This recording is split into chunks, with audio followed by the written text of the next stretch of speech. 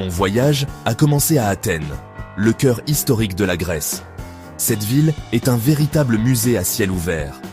Dès mon arrivée, j'ai senti le poids des siècles d'histoire tout autour de moi. L'air lui-même semblait imprégné des échos des philosophes antiques et des grands dirigeants. Les sons de la ville moderne animée se mêlaient à l'appel silencieux du passé.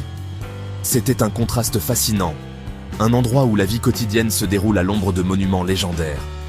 L'impatience de ce que j'allais découvrir était immense. Chaque coin de rue promettait une nouvelle histoire, un nouveau secret à dévoiler. C'était le début parfait d'un voyage qui s'est avéré vraiment exceptionnel.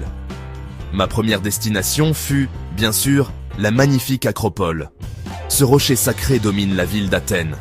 En gravissant ses pentes, j'avais l'impression de marcher sur les traces de Périclès lui-même. Le chemin menant au sommet est une expérience en soi, offrant des vues à couper le souffle sur la ville tentaculaire en contrebas. En atteignant le sommet, le Parthénon est apparu devant mes yeux. Ses colonnes majestueuses se dressent fièrement contre le ciel bleu.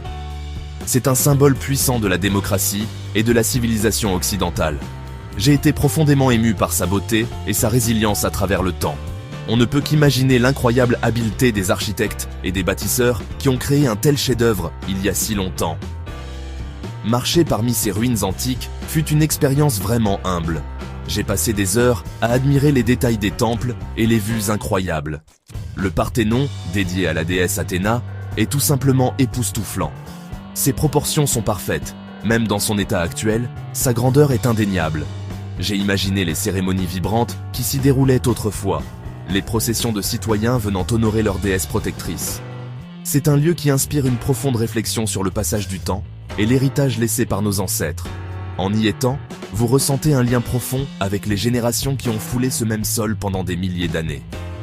Plus tard, j'ai flâné dans les charmantes rues de Plaka, le vieux quartier historique d'Athènes. C'était comme remonter le temps. Les ruelles étroites et sinueuses sont bordées de jolies maisons néoclassiques. Leurs balcons sont ornés de fleurs colorées, créant une scène pittoresque à chaque détour. De petites boutiques vendent de l'artisanat traditionnel et des souvenirs, tandis que de confortables tavernes vous invitent à vous asseoir et à profiter de l'instant.